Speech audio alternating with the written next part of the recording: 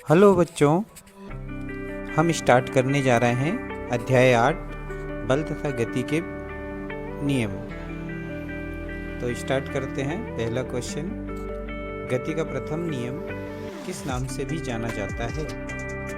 Option है हमारे संवेग का नियम, जड़त्व का नियम, क्रिया प्रतिक्रिया का नियम, त्वरण का नियम। तो सही उत्तर है हमारा जड़त्व का नियम। गति के प्रथम नियम को जड़त्व का नियम भी कहते हैं, क्योंकि यह बताता है कि प्रत्येक वस्तु अपनी गति की अवस्था में परिवर्तन का विरोध करती है। वस्तु की इस प्रकृति को जड़त्व कहते हैं, जो वस्तु को विराम अवस्था या एक समान गति में बनाए रखती है। इस विवरण को भी आपको याद करना है। दूसरा क्वेश्चन, बल का एसआई मात्रक क्या है? किलोग्राम, न्यूटन, जूल और वाट। सही उत्तर है न्यूटन, जिसे एन से प्रदर्शित किया जाता है। अगला क्वेश्चन हमारा, किसी वस्तु का संवेग किसके गुणनफल के बराबर होता है? ए द्रव्यमान और बल, द्रव्यमान और वेग, द्रव्यमान और त्वरण, बल और समय। तो सही उत्तर है द्रव्यमान और वेग। किसी वस्तु का संवेग उसके द्रव्यमान और वेग के गुणनफल के बराबर होता है। P बराबर mv। संवेग एक सदिश राशि है और इसकी दिशा वेग है। अगला क्वेश्चन हमारा चौथा, संवेग का एसआई मात्रक क्या होता है? किलोग्राम मीटर प्रति सेकंड स्क्वायर, किलोग्राम मीटर प्रति सेकंड, किलोग्राम मीटर स्क्वायर प्रति सेकंड, किलोग्राम प्रति सेकंड। तो सही उत्तर है हमारा किलोग्राम मीटर प्रति सेकंड। संवेग बराबर द्रव्यमान इंटू वेग, इससे ये प्राप्त होता है। अगला क्वेश्चन हमारा, गति का द्वितीय नियम किसे व्यक्त करता है? F बराबर ma,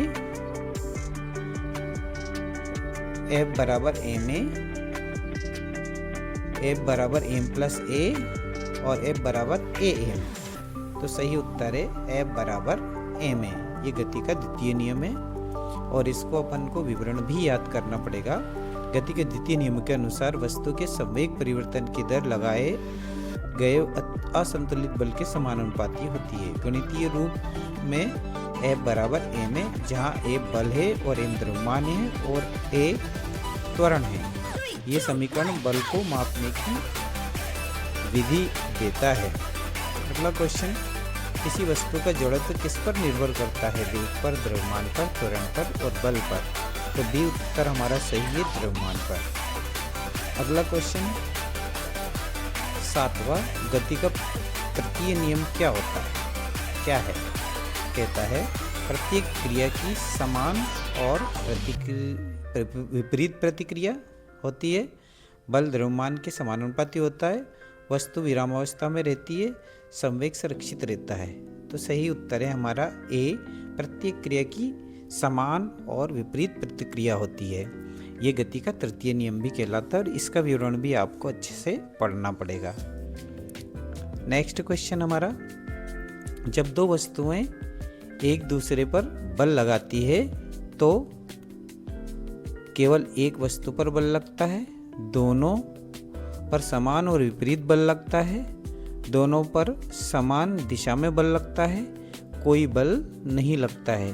तो सही उत्तर है दोनों पर समान और विपरीत दिशा में बल लगता है।